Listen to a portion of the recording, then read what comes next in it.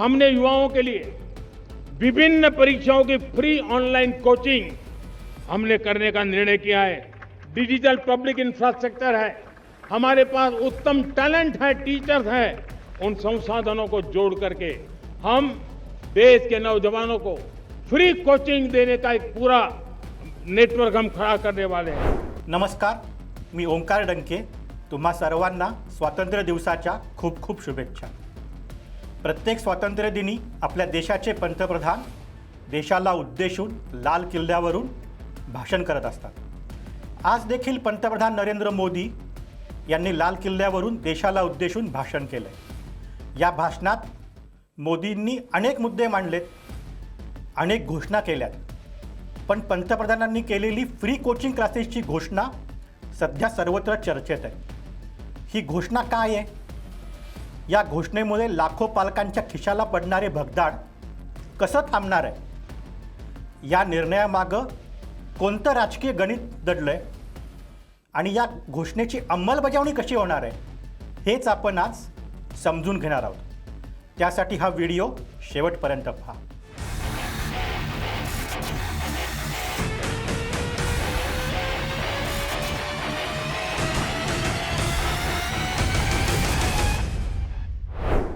आज मध्यमवर्गीय कुटुंबात मुलांचं शिक्षण म्हणजे मोठी कसरत झाली आहे. आपल्या सगळ्यांना माहिती आहे की शिक्षणाचे अन्न, वस्त्र, निवारा या आपल्या 3 मूलभूत गरजा आहेत आणि ह्या गरजा पूर्ण करण्यासाठी चांगलं शिक्षण आवश्यक आहे. मग शिक्षण घेत असताना गल्लीबोळात जे छत्रीसारखे उगवलेले कोचिंग क्लासेस आहेत आणि त्यांची लाखो फी आणि त्यातून निर्माण होणारा सामाजिक दबाव हा पालकांना अक्षरशः पिळून काढतो. मुलाला कोचिंग क्लासेसमध्ये पाठवलं नाही तर समाज काय म्हणेल, आपली प्रतिष्ठा कमी होईल का, या भीतीने आज लाखो आईबाप कर्ज काढून कोचिंगचे हप्ते भरतात. पंतप्रधान मोदींनी आपल्या भाषणात याच वेदनेला हात घातला आहे. पालकांची हीच वेदना कमी करण्याचा प्रयत्न केला आहे. त्यासाठीच मोदींनी असं सांगितलं की कोचिंग क्लासेसचा हा हजारो लाखो रुपयांचा खर्च वाचावा. मुलांना आपल्या घरातच आपल्या आईवडिलांसोबतच राहून कोचिंग क्लासेसची तयारी करता यावी, यासाठी सरकारने मोफत कोचिंग क्लासेस उपलब्ध करून देण्याचा निर्णय घेतला आहे. पंतप्रधान मोदींची ही घोषणा नीट समजून घेतली पाहिजे. हे कोचिंग क्लासेस कुठल्या परीक्षांना आहेत?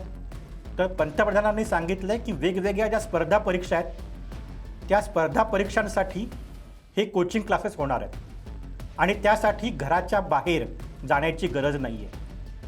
आज आपल्याला माहिती आहे की लातूरपासून कोटापर्यंत, हैदराबादपासून पुण्यापर्यंत वेगवेगळ्या भागात कोचिंग क्लासेसची एक मोठी इंडस्ट्री निर्माण झाली आहे. या ठिकाणी जागांचे भाव, मेसचे दर आणि अन्य सर्व इन्फ्रास्ट्रक्चर मोठ्या प्रमाणात महाग झालं आहे.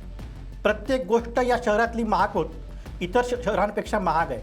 ह्याचं कारण की त्या शहरातली कोचिंग इंडस्ट्री आणि ह्या एकाच ठिकाणी सर्व केंद्र असल्यामुळे त्याच ठिकाणी जाण्यासाठी सर्व पालकांचा आणि मुलांचा प्रयत्न असतो.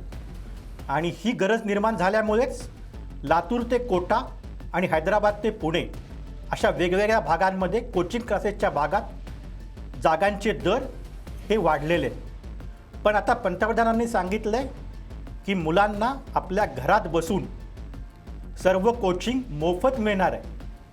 त्यामुळे पालकांचा तो खर्च आता वाचणार आहे. ही योजना कशी असेल हे पण मी तुम्हाला सांगतोय. या योजनेचे स्वरूप डिजिटल आहे. डिजिटल पब्लिक इन्फ्रास्ट्रक्चर आणि देशातले कुशल शिक्षक ह्याचं एक उत्तम टॅलेंट एकत्र आणून सरकार ही योजना सुरू करणार आहे. त्याचा फायदा सर्व मुलांना घर बसल्या घेता येईल. त्यामुळे जे कोचिंग क्लासेसचे जे माफिया आहेत देशभरातले, की त्यांनी सांगेल तीच आमची फी घ्या, आम्ही सांगू त्याच दुकानातून साहित्य खरेदी करा, वेगवेगळ्या परीक्षा आहेत त्या परीक्षांची फी वेगळी, कुठलं मोटिवेटिंग लेक्चर आहे त्याची फी वेगळी, या ज्या वेगवेगळ्या फीसच्या माध्यमातून लाखो रुपये जे कोचिंग क्लासेसचे मालक पालकांकडून घ्यायचे, त्या सर्व गोष्टी आता एका फटक्यात बंद होतील किंवा त्यांना देखील सरकारची स्पर्धा करण्यासाठी आपली जी फी आहे ती मोठ्या प्रमाणात कमी करावी लागेल किंवा त्यांना देखील त्यांचे क्लासेस वेगवेगळ्या पातळीवर किमान ऑनलाईन तरी मोफत करावे लागतील.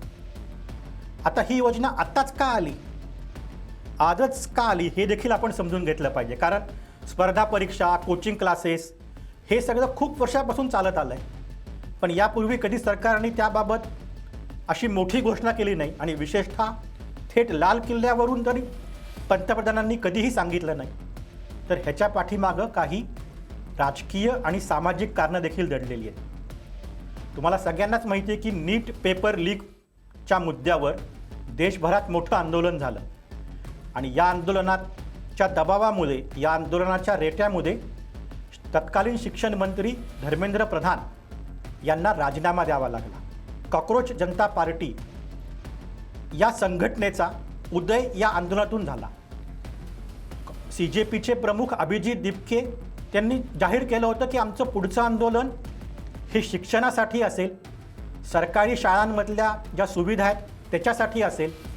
पंतप्रधान नरेंद्र मोदी यांनी देखील लाल किल्ल्यावर जे ते भाषण करणार आहेत 15 ऑगस्टला, त्या भाषणामध्ये जनरेशन झेडला उद्देशून घोषणा कराव्यात, विद्यार्थ्यांना उद्देशून घोषणा कराव्यात, शिक्षण क्षेत्राशी संबंधित घोषणा कराव्यात, अशी मागणी अभिजित दिपके आणि वेगवेगळ्या संघटनांनी केली होती.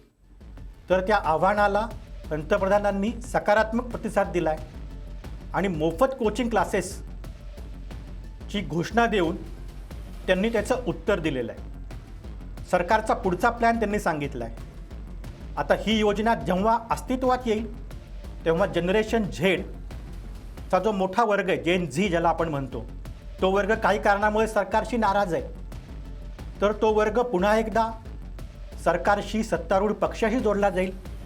त्यांच्या आईवडिलांचा जो खिशाचा भार कमी होणार आहे, त्यामुळे ते देखील सरकारला दुवा देतील आणि ते देखील सरकारशी जोडले जातील, सत्तारूढ पक्षाशी जोडले जातील.